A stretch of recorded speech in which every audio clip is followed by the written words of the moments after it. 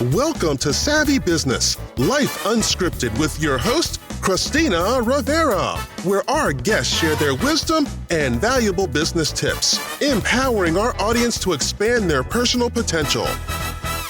Hi, JT Madicus. Welcome to Savvy Broadcasting and Life Unscripted. We're so grateful to have you here today. You're going to share your latest book, which we're grateful to have you share. It's a thriller, Final Diagnosis.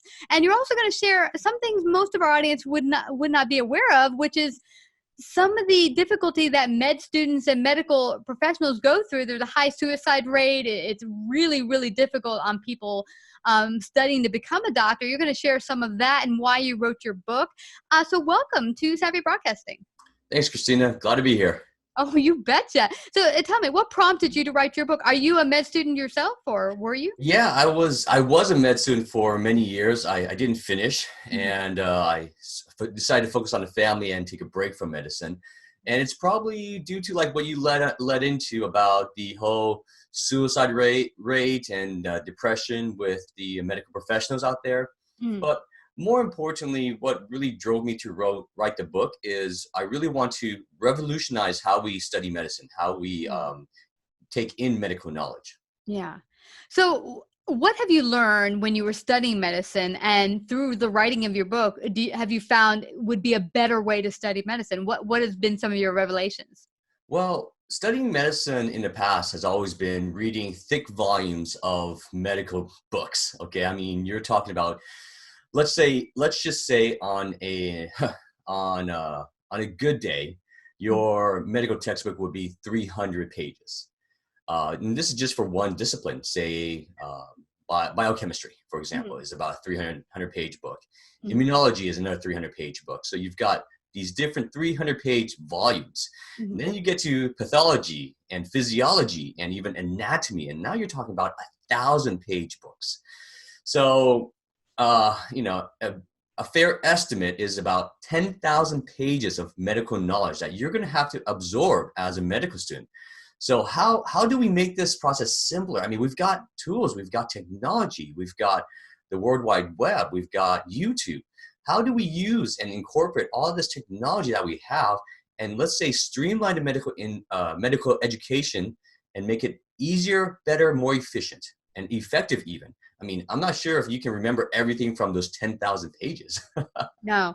And I recall, one of my favorite topics in school was science. I love biology and all the science related courses I took in college. But do I recall most of it? Because as most of us know, you don't use the knowledge, you lose the knowledge. But here's something interesting, JT. For me, my way of learning is very kinetic. I'm a kinetic learner. I also learn auditorily better than visually for me. So I don't think the way they teach in med school would really be beneficial for me. I don't think I'd grasp a lot of the knowledge. Knowing that I'm more kinetic, I would probably learn better from getting out there and doing it more, or being in the field and watching the doctors maybe and doing procedures. What has been your take? Yeah, I totally agree. And unfortunately, in most medical systems, you do about 2 years of, say, theoretical knowledge, a bit of role playing, but how do you really, say, learn the theoretical knowledge and memorize all that theoretical knowledge and then put it into practice? So what I've created is a tool. It's called QUPI.com, which is a database of 10,000 multiple choice medical questions. Now, throughout your career as a medical student, you should be using a tool to help you practice your medical knowledge. If you practice your medical knowledge, put yourself as a clinician. I know you may be a first-year medical student or even a second-year medical student, but put yourself in the clinician's shoes and diagnose a patient. I mean, that's what you're going to be doing as a doctor. Diagnose the patient, answer the questions in the database, and practice your medical knowledge. Like you said, if you're doing, you really are learning. And of course, if you're teaching, I also teach a YouTube channel. It's called Future Doc, DOC House. And if you can teach the knowledge, then you also know it. You also can apply the knowledge. So it's also kind of, when you teach the knowledge, you also are practicing your knowledge as well. Yeah, I find you get it more ingrained and deeper into you when you actually teach it, if you can teach it. Correct, because I'm not a patient man. And it's probably a good thing, because if you're not a patient person, you don't want to, keep talking for an hour about a lecture on, say, cardiovascular disease. You're going to say, you know what, I'm going to shorten this to 10 important points that are going to show up on your exams, and get done with it. And that's what I like to do on my channel. Yeah. And here's something interesting for me, JT. When you are a doctor, primarily you are a diagnostician. What do you call it? I can't say Diagnostician, yeah. Yes. But you're also dealing with the actual living person. Now, every single person's body is different personalities. How do you not separate the actual human part of it and practice medicine? I think that can be tricky. Now, don't take this the wrong way. Yeah, tell me. When you are, say, like a lot of my medical student colleagues, and now they are doctors, we had this problem. We really had to focus on the knowledge, focus on the diagnosis, right? Mm-hmm. And really practice, even role play, even like to the extent of being actors, to find that humanness, so that when we deliver, say, God forbid, a cancer diagnosis, we can really get into character as a doctor, as a caretaker, emphasize and be empathetic to the patient. I remember we were role playing, and I was we took turns. I was a patient receiving a diagnosis, and vice versa. And so when we gave the diagnosis, we sit the patient down and go through the steps in training to be human. Yeah. Sometimes it's very important, not only the knowledge of being able to diagnose a patient, but also being able to sit down with the patient and really be empathetic, be human in a sense. And we had to do that. And that was very important. Yeah, absolutely. Now, here's another thing that came up from, I was hearing recently from a doctor friend of mine mentioning that there is a lot of depression, but also really difficult for early doctors to deal with difficult patients or family members who at times can even be abusive. And I've been in hospital situations with, someone waiting on my mom or grandma, and seeing that, maybe stressed out family members being really aggressive towards doctors. And that's not easy, especially you're on your feet 12, 16 hours, and you've got difficult family members who are upset and dealing with stress, but not dealing with it well and taking it out on the doctors. That's very, very often the case, especially with now we're getting to multi-generational homes where the sons and daughters are not only taking care of their kids, but also taking care of their elderly parents. So you're talking about a lot of pressure on these folks as well. And it does happen quite often. And I think what the good thing about being, when you do training, when you do the, say, non-clinical training, but more of the acting training, you learn tools to handle those situations. You have a combative, say, a family member, you just say, look, this is not productive. You have two choices. You can let me talk and explain everything to you, or you can step out. These are your two options. Otherwise, we're not getting anywhere. And this is, and you of course, you relate to them, and you understand that they are frustrated, they are in pain, they are suffering. Yeah. So, but on the same note, if certain things are not being helpful, then we need to remove that out of the, say, patient room in a sense. Yeah. And doctors do that. Doctors will say, you're going to have to wait outside with the nurse while I deal with the patient, deal with the diagnosis, deal with what I need to do as a doctor. And that happens quite often, especially when there's a lot of emotions involved, and it is tough. It is a tough scenario and situations, and doctors, have to get training on both, again, clinical and of course the human aspect of their career. It's huge. And what I think people who are not studying medicine don't understand is that really you are like a detective. Someone comes in with presenting a number of symptoms. You're like, well, these number of symptoms looks like it could be adding up to this or that or whatever. You come up with a couple of different ways. It looks more like this. We'll go with the most obvious choice first and keep narrowing it down till we get to the perfect diagnosis. But what I've heard from family and friends throughout the years, they kept getting this and then this diagnosis and that diagnosis. What's wrong with them? They couldn't get it right. I'm like, dude, it's a detective work. You got to figure out the proper diagnosis, which means you have to narrow it down, deductive. But it's not going to be a one shot, boom, we got it. It's going to take time. And I think people have to realize these are not gods before you. These are human beings who have a set of tools, who are doing the deductive reasoning, who have the education and the mental understanding to see which are the most possible things it could be first, and then narrow it down from there. And that's the truth. I mean, we don't really have, say, a playbook. Everyone is different. Yeah. Some patients, some parts of the population can handle cholesterol. They can eat red meat day by day, never have high cholesterol. Some people never touch the stuff. Their cholesterol is off the charts. Mm-hmm. So these are the difficulties that doctors face, the medical professionals face. Mm-hmm. So, and I write this into my novel. Final Diagnosis. I created 4 doctors in the story where they are human. They have human flaws. They make mistakes. Mm-hmm. And at the end of the day, they're working together to find a diagnosis for their patients. Yeah. And they do get it wrong. I do not take that for granted. Mm-hmm. Doctors make mistakes. Mm-hmm. I was ill for 3 or 4 years, and went to 12 different specialists. Mm-hmm. Couldn't find anything else. Couldn't find anything wrong. Labs were a little bit off, but nothing really striking to mm-hmm. drive it towards a final diagnosis. Hence the novel name Final Diagnosis, and book 1 will be novel 1 will be No Second Chances. And so we do kind of go through the labs, go through these steps to get a diagnosis, and still we may fall short.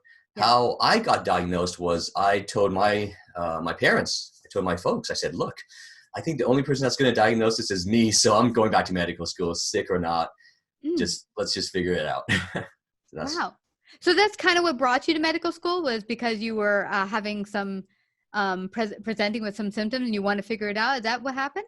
Well, what happened was I finished business school, did business for 3 years. Then I got tired of it. And my last gig was pharmaceutical sales. And I really actually enjoyed the medical aspect of it, not really the, say, sales part of it. And the doctors were like, hey, look, you have such good insight on what you're selling, the medicine. It's almost as if I'm speaking to a colleague.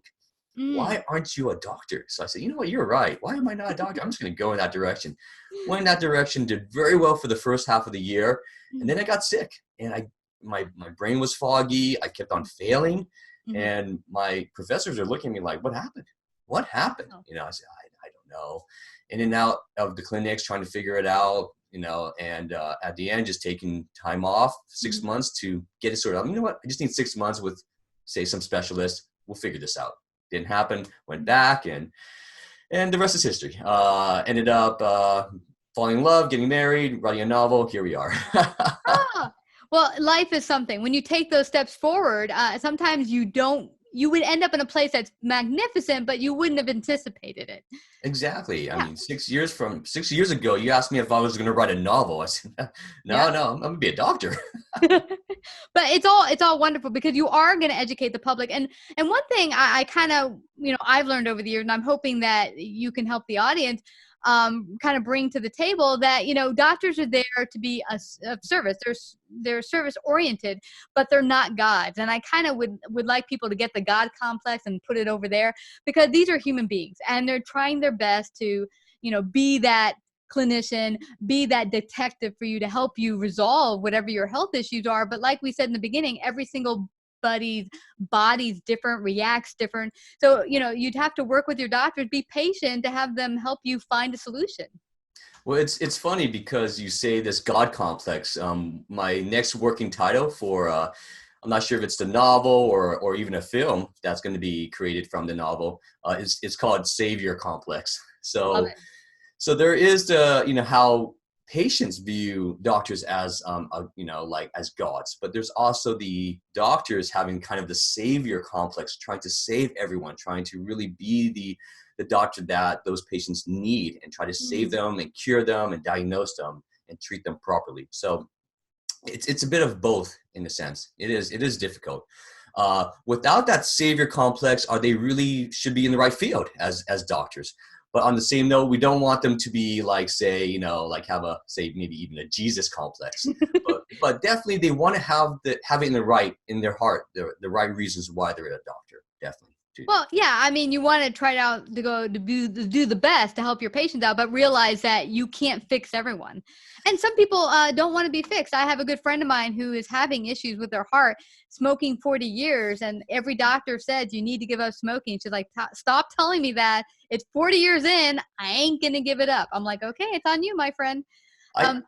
With those patients, I always tell them, I'm not asking you to give up something you love. I'm asking you to replace it with something different, something you actually want to replace it with.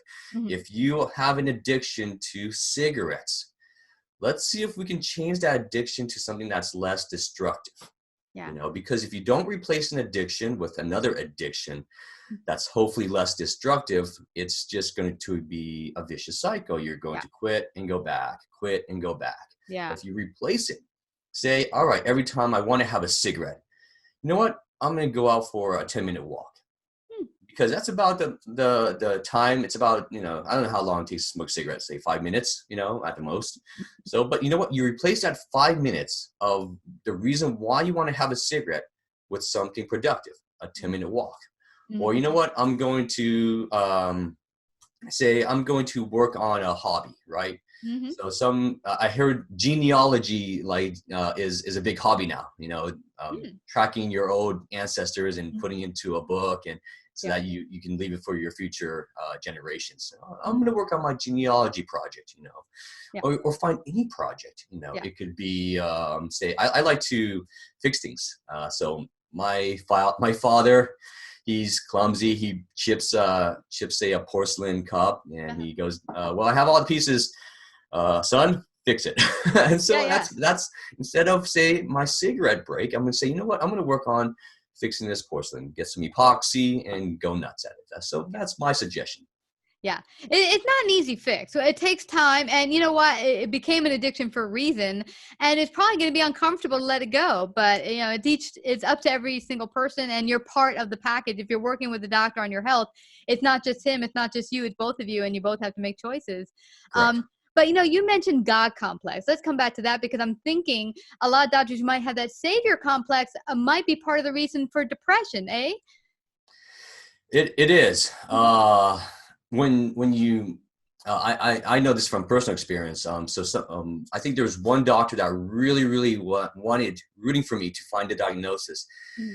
And he just, we went through all the possibilities because we're going back and forth, doctor and medical student, and saying, no, here's why it's not, here's why it's not, and finding possibilities and testing for them on the labs. But he really was rooting for me, and he was always in contact with me, sending me messages, hey, how are you doing? So, obviously, it does bother doctors not able to find a diagnosis. And you have two choices. You can just admit that you are human and continually, dreaming up the answer for the diagnosis. Or, unfortunately, with some of the doctors, they just kind of told me it's all in my head and I'm mental. Unfortunately, that's a shame of that. Yeah. But it happens. I mean, because there is egos, there is no ego without, I think it does take a bit of an ego to drive yourself to go through medicine. I mean, medical school is brutal. Mm-hmm. So you do need those type of people doing what they needed to be doing to get the job done. It's a tightrope balance for sure. But I don't want us to leave without everyone finding out where they can get a copy of your book out there now. How can they do that? And how can they find out more about you so they can get their future books as well? Well, the book is finished. It's going to be published. The release date is definitely going to be in November, probably late November. You can find it on Amazon and, of course, Kindle platform. It will be under Final Diagnosis, Book 1, No Second Chances, and my name, J.T. Madicus, Madicus. And just search for those names, and you should be able to find it. Awesome. Well, this is perfect because this will air in early February. So everyone, you can go out there immediately and get this book, Final Diagnosis, and give it as a gift and realize that in all of medicine. We can all make it better for the doctors and ourselves by working together as a team and not put all the pressure on the doctors, and doctors realize that you don't have to put all the pressure on yourself either. You can only do your best. But I really, really thank you, JT, for coming to share your great knowledge today. Thanks, Christina. Glad to be here. Thank you for coming to Savvy Broadcasting Life Unscripted. If you like this episode, please share. To hear more Savvy episodes and Savvy Biz tips, go to lifeunscriptedradio.com. To become a guest or participate in paid sponsorship, email us at Christina@lifeunscriptedradio.com.